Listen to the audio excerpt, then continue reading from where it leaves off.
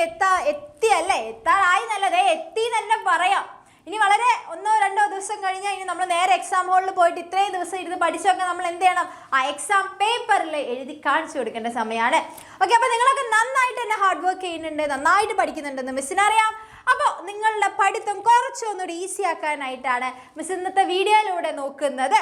Okay, അപ്പോൾ എന്താണ് ഈ വീഡിയോ നിങ്ങൾ ജസ്റ്റ് കണ്ടാൽ മാത്രം പോരാ, എൻ്റെ കൂടെ ഇരുന്ന് പഠിക്കുകയും വേണം. കാരണം എനിക്കറിയാം നിങ്ങൾക്കൊക്കെ ഇങ്ങനത്തെ വീഡിയോസ് എത്രത്തോളം ആവശ്യക്കാരാണ് നിങ്ങളിപ്പോൾ ഇതിൻ്റെ എന്നുള്ളത്. ഓക്കെ, അപ്പോൾ നമ്മളെ ബിസിനസ്സിൽ നമ്മൾ 3ാമത്തെ ചാപ്റ്ററിൽ, നമ്മൾ 2ാമത്തേൽ പ്രൈവറ്റ് സെക്ടേഴ്സിൻ്റെ അണ്ടറിൽ വരുന്ന കുറച്ച് ബിസിനസ് അല്ലെങ്കിൽ ടൈപ്സ് ഓഫ് ബിസിനസ് ഓർഗനൈസേഷൻസിനെ കുറിച്ച് പഠിച്ചിട്ടുണ്ട്.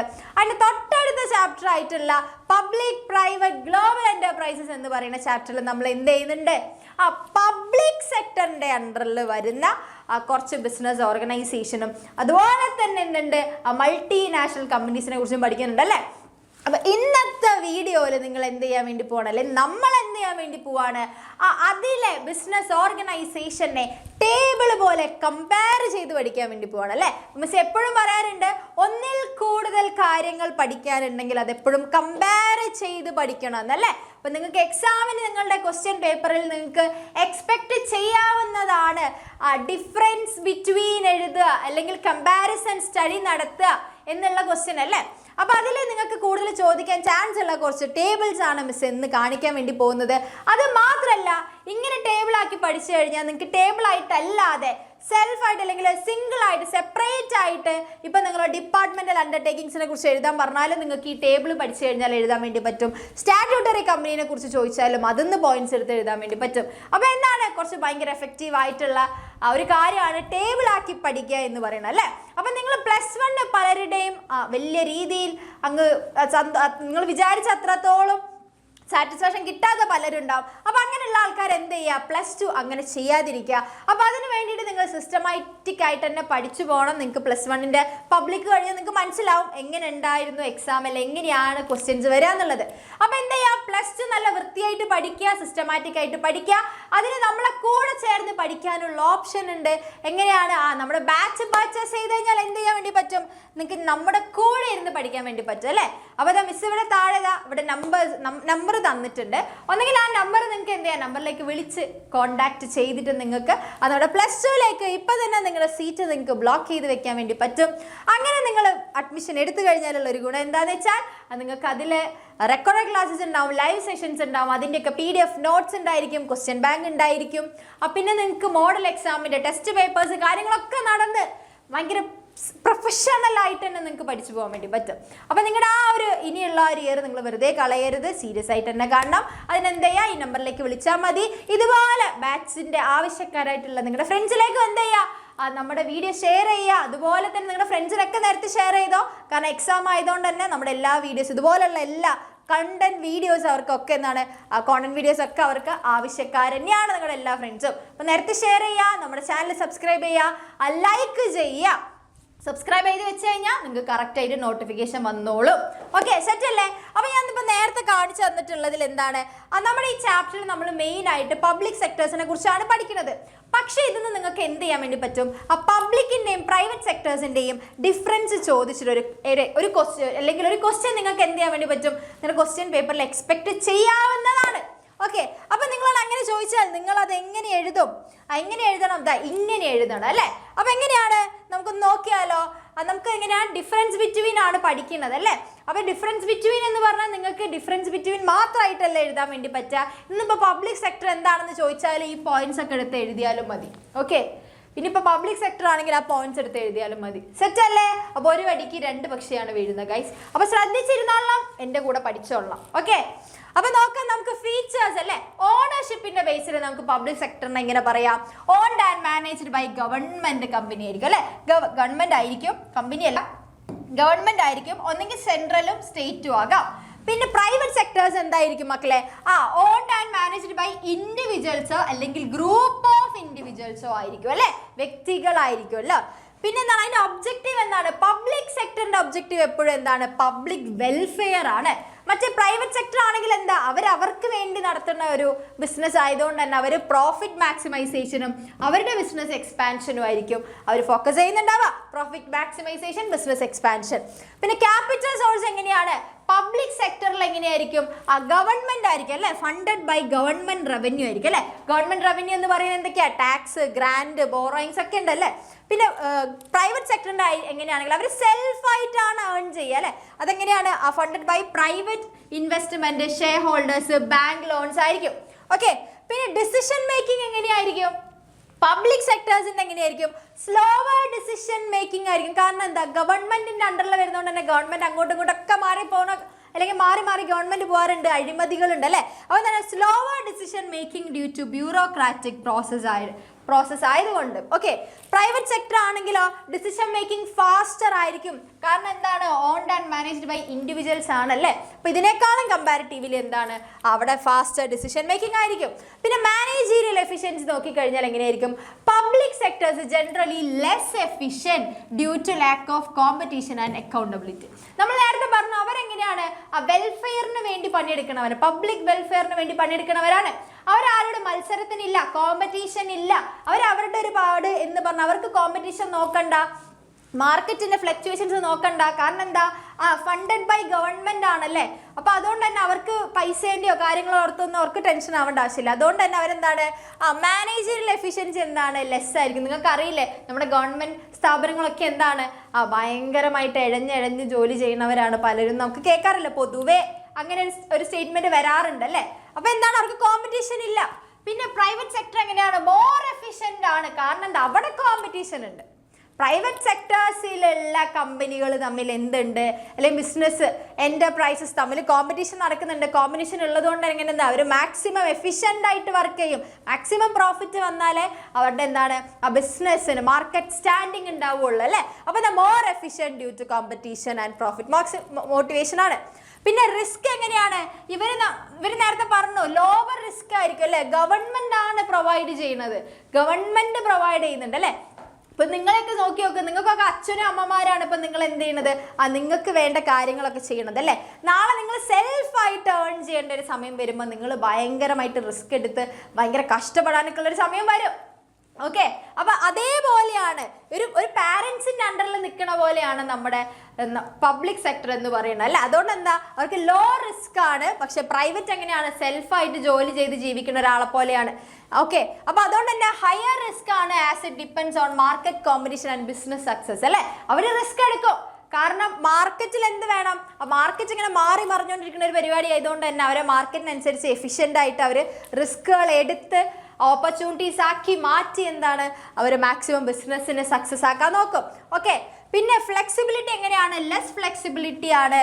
കാരണം പബ്ലിക് സെക്ടറിൽ വേറെ ഒന്നും കൊണ്ടല്ല, ഗവൺമെന്റ് പോളിസീസ് അനുസരിച്ചിട്ടായിരിക്കും ഇത് വർക്ക് ചെയ്യുന്നുണ്ടാവുക. അതുകൊണ്ട് അത്ര ഫ്ലെക്സിബിൾ അല്ല, പക്ഷെ മോർ ഫ്ലെക്സിബിൾ ആയിരിക്കും. കാരണം എന്താണ്, പ്രൈവറ്റ് സെക്ടർ മോർ ഫ്ലെക്സിബിൾ ആയിരിക്കും. കാരണം എന്താ, അവിടെ അഡാപ്റ്റബിൾ ടു മാർക്കറ്റ് ചേഞ്ചസ് ആണ് അല്ലെ. അവർ മാർക്കറ്റ് ചേഞ്ചസിനനുസരിച്ചിട്ട് എന്താണ് മാറ്റങ്ങൾ എടുക്കുന്നവരാണ്. ഓക്കെ. പിന്നെ എന്താണ്, എക്സാമ്പിൾ നോക്കുകയാണെങ്കിൽ നമ്മൾ പബ്ലിക് സെക്ടറിന്റെ അണ്ടറിൽ വരുന്ന, പബ്ലിക് സെക്ടറിന്റെ അണ്ടറിൽ എന്തൊക്കെ ഉണ്ട്, എന്തൊക്കെ എക്സാമ്പിൾ കൊടുക്കാം, Indian railway, business, ONGC, LIC, sale, ഇതൊക്കെയാണ് പബ്ലിക് സെക്ടറിന്റെ അണ്ടറിൽ വരുന്ന എക്സാമ്പിൾസ് ആണ്. പിന്നെ പ്രൈവറ്റ് സെക്ടറിനെ നോക്കിക്കഴിഞ്ഞാൽ എന്താണ്, Tata, Reliance, Infosys, Wipro, HDFC bank ഒക്കെ എന്താണ്, അത് നിങ്ങൾക്ക് എക്സാമ്പിൾസ് ആയിട്ട് എഴുതാൻ പറ്റും. ഇതൊക്കെ എന്താണ്, ഒന്നോ അതിലധികമോ വ്യക്തികൾ, ഇൻഡിവിജ്വൽസ് ആയിരിക്കും ഓൺഡ് ആൻഡ് മാനേജ് അല്ലെ, ഓണർഷിപ്പും മാനേജ്മെന്റ് ഒക്കെ ഉണ്ടാവുക. സെറ്റ് അല്ലേ. അപ്പോൾ പബ്ലിക് സെക്ടറിന്റെയും പ്രൈവറ്റ് സെക്ടറിന്റെയും എക്സാമ്പിൾസ് ചോദിച്ചു കഴിഞ്ഞാൽ എൻ്റെ കുഞ്ഞുങ്ങളൊക്കെ അടിപൊളിയായിട്ട് എഴുതുന്നത് എനിക്കറിയാം. അങ്ങനെയാണെങ്കിൽ ഈ ചാപ്റ്ററിൽ നിങ്ങൾ ഞാൻ ലൈവ് സെഷനിൽ എപ്പോഴും ഞാൻ ശ്രദ്ധിക്കാറുണ്ട്, നിങ്ങളോട് ഞാൻ ഡിപ്പാർട്ട്മെന്റൽ അണ്ടർടേക്കിങ്സിന്റെ എക്സാമ്പിൾസ് പോരട്ടെ, അല്ലെങ്കിൽ സ്റ്റാറ്റ്യൂട്ടറി കോർപ്പറേഷന്റെ എക്സാമ്പിൾസ് പോരട്ടെ എന്ന് പറയുമ്പോൾ അങ്ങോട്ടും ഇങ്ങോട്ടും കലബില മിക്സ് ആക്കിയിട്ടാണ് നിങ്ങൾ പലരും പറയാറ്. സ്റ്റാറ്റ്യൂട്ടറിൻ്റെതായിരിക്കും ചിലപ്പോൾ ഡിപ്പാർട്ട്മെന്റിൽ പോയിട്ട് എക്സാമ്പിൾ ആയിട്ടിടുക. അപ്പം അങ്ങനെ വരരുത്. കാരണം എക്സാമ്പിൾസിനൊക്കെ ചിലപ്പോൾ നിങ്ങൾക്ക് മാച്ച് ദ ഫോളോയിങ്ങോ അല്ലെങ്കിൽ ഗ്രൂപ്പ് ചെയ്യാനൊക്കെ പറഞ്ഞിട്ട് വരും. അപ്പോൾ നിങ്ങൾക്ക് എക്സാമ്പിൾ കറക്റ്റ് അറിഞ്ഞാൽ എന്ത് ചെയ്യാൻ വേണ്ടി പറ്റുള്ളത്, ചെയ്യാൻ വേണ്ടി പറ്റുള്ളൂ. അതിൽ ഓരോ തെറ്റിനും നിങ്ങൾക്ക് ഓരോ മാർക്കുകളാണ് നഷ്ടം വരിക.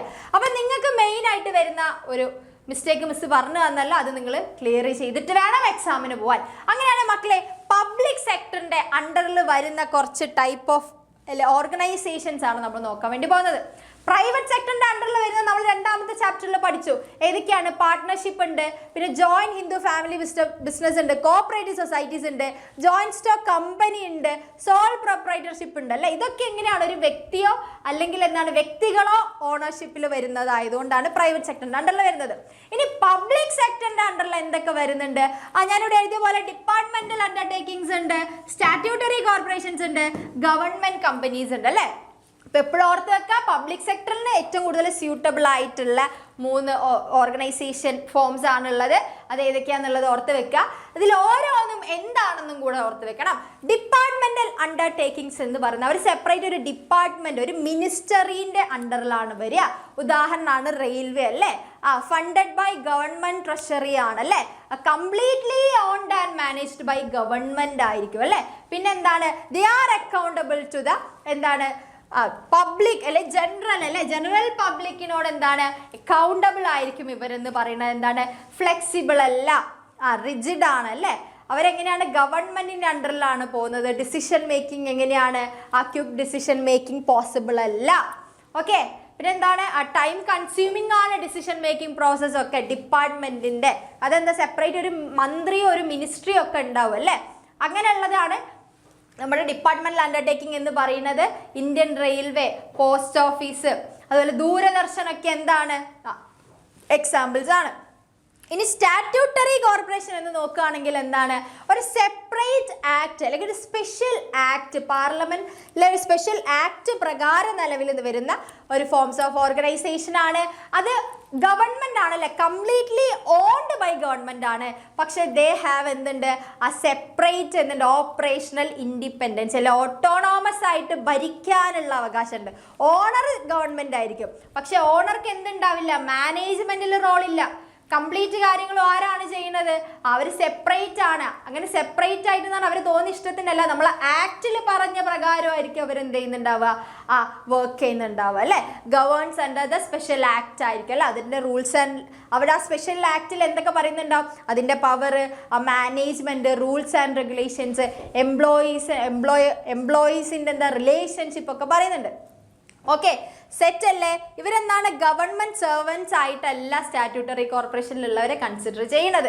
പക്ഷെ ഡിപ്പാർട്ട്മെന്റൽ അണ്ടർടേക്കിങ്ങിലുള്ളവരെന്താണ്? ഗവൺമെന്റ് എംപ്ലോയീസ് ആയിട്ട് തന്നെയാണ് അവരെ എസ്റ്റാബ്ലിഷ് ചെയ്തിട്ടുള്ളത് അല്ലേ. അല്ല, അവരറിയപ്പെടുന്നത് അങ്ങനെയാണ് അല്ലേ. ഓക്കെ, സെറ്റ് അല്ലേ. പിന്നെന്താണ്?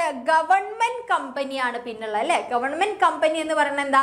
നമ്മുടെ കമ്പനീസ് ആക്ട് 1956 അല്ലെങ്കിൽ 2013 പ്രകാരം ഫോം ചെയ്യുന്ന കമ്പനീസ് ആണ്. അതിൻ്റെ അറ്റ്ലീസ്റ്റ് എന്താണ്? 51% ഷെയർസ് ആരായിരിക്കും?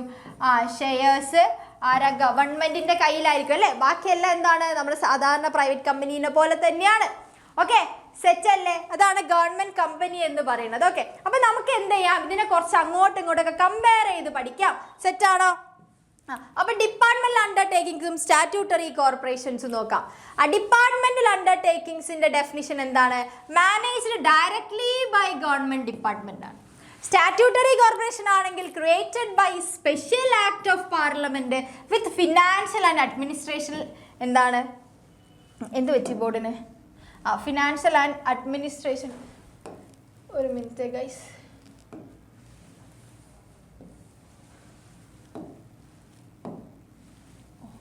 ഇവിടെ ഉണ്ടായിരുന്നു അല്ലേ. എന്താണ് അവർക്ക്? എന്താണ്? ആക്ട് ഓഫ് പാർലമെന്റ് അല്ലെങ്കിൽ സ്പെഷ്യൽ ആക്ട് പ്രകാരം വരുന്നതുകൊണ്ട് തന്നെ അവർക്ക് അഡ്മിനിസ്ട്രേറ്റീവ് ഇൻഡിപെൻഡൻസ് ഉണ്ട് ഫിനാൻഷ്യൽ ആയിട്ട്. ഓക്കെ, സെറ്റ് അല്ലേ. ലീഗൽ സ്റ്റാറ്റസ് എന്താണ്? ഇവർക്ക് സെപ്പറേറ്റ് ലീഗൽ എൻറ്റിറ്റി ഇല്ല. പക്ഷേ സ്റ്റാറ്റ്യൂട്ടറി കോർപ്പറേഷൻ എന്താണ്? സെപ്പറേറ്റ് ലീഗൽ എൻറ്റിറ്റി ഉണ്ട്. പിന്നെ ഓണർഷിപ്പ് എന്താണ്? ഫുള്ളി ഓൺഡ് ബൈ ഗവൺമെന്റ് ആയിരിക്കും അല്ലെ. Fully owned and controlled by government ആണ് ഡിപ്പാർട്ട്മെന്റൽ അണ്ടർടേക്കിങ്സ്. പക്ഷെ ഇവരെന്താണ്? Fully owned by government but operates independently ആണല്ലേ. ഇൻഡിപെൻഡൻ്റ് ആയിട്ട് വർക്ക് അല്ലെങ്കിൽ പ്രവർത്തിക്കുന്നവരാണ് അല്ലേ. പിന്നെ കൺട്രോൾ എങ്ങനെയായിരിക്കും? ഡിപ്പാർട്ട്മെന്റ് അല്ലത് ഡയറക്ട്ലി കൺട്രോൾഡ് ബൈ മിനിസ്ട്രി ആണെങ്കിൽ statutory corporation governed by companies അല്ല സ്റ്റാറ്റ്യൂട്ടറി ആക്ട് പ്രകാരമായിരിക്കും അല്ലേ. ഫണ്ടിങ് എങ്ങനെയാണ്? ഫിനാൻസ്ഡ് ത്രൂ ഗവൺമെന്റ് ബഡ്ജറ്റ് വഴിയാണ് അവർക്ക് ക്യാഷ് കിട്ടുന്നത്. ഇവരെങ്ങനെയാണ്? Generate its own revenue. പക്ഷെ എന്താണ്? May also borrow from the government and public അല്ലേ. അവർ സെൽഫായിട്ടാണ് ഫണ്ട് ജനറേറ്റ് ചെയ്യുന്നതെന്നുണ്ടെങ്കിൽ കൂടെയും അവർ ചില സമയങ്ങളിൽ എന്താണ് ഗവൺമെന്റിനെയും പബ്ലിക്കിനെയും ഡിപ്പെൻഡ് ചെയ്യാറുണ്ട്.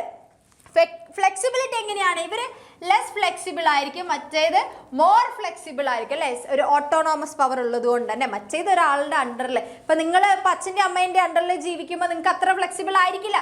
പക്ഷെ സെപ്പറേറ്റ് ആയിട്ട് ജോലി ചെയ്ത് ജീവിക്കുന്നതല്ല നിങ്ങളുടെ ഏട്ടന്മാരൊക്കെ ഉണ്ടെങ്കിൽ എന്താ അവർ കുറച്ചുകൂടെ നിങ്ങളെക്കാളും കുറച്ചുകൂടെ ഫ്ലെക്സിബിൾ ആയിട്ടായിരിക്കില്ലേ.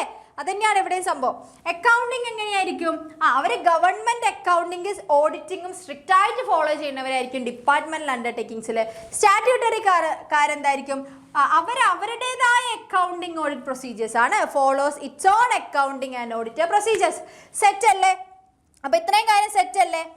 അപ്പൊ നിങ്ങൾക്ക് ഇതിലെ ഈ ഒരു കമ്പാരിസൺ സെറ്റായി എന്ന് വിചാരിക്കുന്നു. അങ്ങനെയാണെങ്കിൽ എന്ത് ചെയ്യുക, ഞാൻ പാർട്ട് 2 ആയിട്ട് ഇതിൻ്റെ ബാക്കി കുറച്ച് ടീംസ് അല്ലെങ്കിൽ കുറച്ച് ഓർഗനൈസേഷനും കൂടെ നമ്മൾ എന്ത് ചെയ്യുന്നുണ്ട്, ഒന്നും കൂടെ ഇതുപോലെ ടേബിളാക്കി പഠിക്കുന്നുണ്ട്. അപ്പോൾ അതിൻ്റെ പാർട്ട് വീഡിയോ അടുത്തതിൽ വരുന്നതായിരിക്കും. അതിൽ നമ്മൾ ഗവൺമെൻറ് കമ്പനീനെയും സ്റ്റാറ്റ്യൂട്ടറി കോർപ്പറേഷനെയും അതുപോലെ തന്നെ നമ്മുടെ ജോയിൻറ്റ് വെഞ്ചേഴ്സിനെയും പിന്നെ നമ്മുടെ ഗ്ലോബൽ എൻ്റർപ്രൈസിനെയും തമ്മിലൊന്ന് കമ്പൈൻ ചെയ്ത് പറയുന്നുണ്ട്. അപ്പോൾ ആ വീഡിയോ ആരും മിസ്സാക്കരുത്, തീർച്ചയായിട്ടും കണ്ടിരിക്കുക. എന്നിട്ട് നോട്ട്സൊക്കെ എഴുതിയെടുത്ത് കറക്റ്റായിട്ട് എക്സാമിന് പോയിട്ട് അറ്റൻഡ് ചെയ്ത് മാർക്കൊക്കെ അങ്ങോട്ട് വാരി കൂട്ടിയിട്ട് വേണം വരാൻ. അപ്പം ഞാൻ തുടക്കത്തിൽ പറഞ്ഞാൽ നിങ്ങളാരും വിട്ടുകൊണ്ട. നിങ്ങൾക്ക് ആർക്കെങ്കിലും ബാച്ചിൽ ജോയിൻ ചെയ്ത് പഠിക്കാൻ താല്പര്യം ഉണ്ടെങ്കിൽ നമ്മുടെ താഴെ കാണുന്ന നമ്പറിലോ അല്ലെങ്കിൽ മിസ്സിൻ്റെ ഫസ്റ്റ് തുടക്കത്തിൽ കാണിച്ച നമ്പറിലോ എന്ത് ചെയ്യുക, കോൾ ചെയ്യുക, എന്നിട്ട് അഡ്മിഷൻസ് എടുക്കുക. അങ്ങനെയാകുമ്പോൾ നമുക്ക് ഇതുപോലെ സെറ്റായിട്ട് ഇനി അടുത്ത വർഷം നമുക്ക് ഒരുമിച്ച് സെറ്റായിട്ട് പഠിക്കാം. അപ്പോൾ എങ്ങനെയാണ്? അപ്പോൾ നമുക്ക് നെക്സ്റ്റ് അടുത്ത വീഡിയോയിൽ കാണാം കേട്ടോ. ബൈ.